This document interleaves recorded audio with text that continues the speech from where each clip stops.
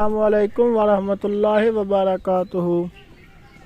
ایک دفعہ حضرت عمر رضی اللہ تعالیٰ عنہ مسجد نبوی شریف میں بیٹھے ہوئے تھے کہ ایک آدمی نے کہا کہ اے عمر، تمہارے لیے جہنم کا ویل ہے۔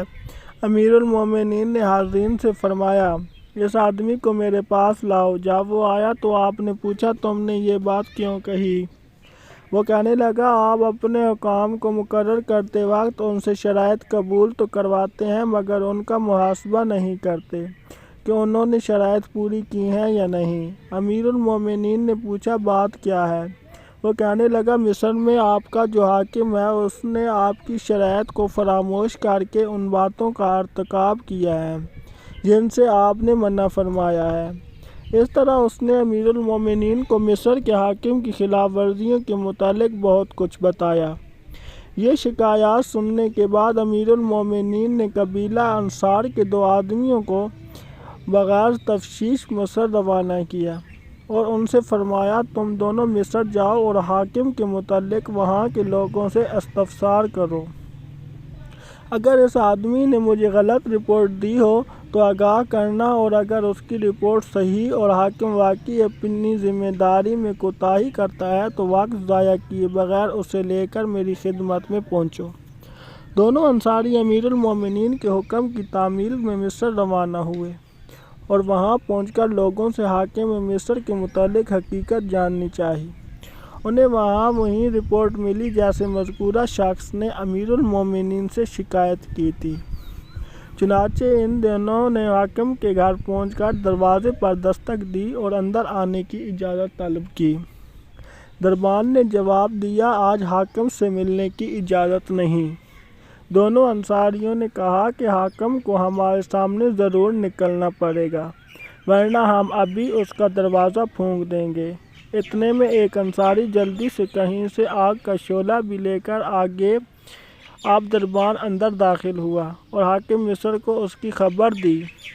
حاکم گھر سے باہر نکلا تو ان دونوں نے کہا، ہم امیر المومنین کا پیغام لے کر آئے ہیں، تمہیں ہمارے ساتھ چلنا ہوگا۔ حاکم نے کہا، میری ایک ضرورت ہے، تھوڑی دیر کے لیے مہلت دو تاکہ تیاری کر لوں۔ انہوں نے کہا، امیر المومنین نے ہمیں حکم دیا ہے کہ تمہیں ایک پل کی بھی مہلت نہ دی جائے۔ جب دونوں حاکم مصر کو لے کر مدینہ منورہ امیر المومنین عمر بیان کی خدمت میں پہنچے تو اس نے سلام کیا مگر امیر المومنین نے اسے نہیں پہچانا کیونکہ اس کی حیت پہلے سے بہت بدل چکی تھی۔ وہ مصر کا حاکم بن کر جانے سے قبل گندمی رنگ کا انسان تھا مگر جب مصر کی سرسبزی اور شادابی اس کو راس آئی تو وہ گورا چٹا اور بھاری بھرکم انسان بن چکا تھا۔ اس لیے امیر المومنین نے تعجب سے پوچھا، تم کون ہو؟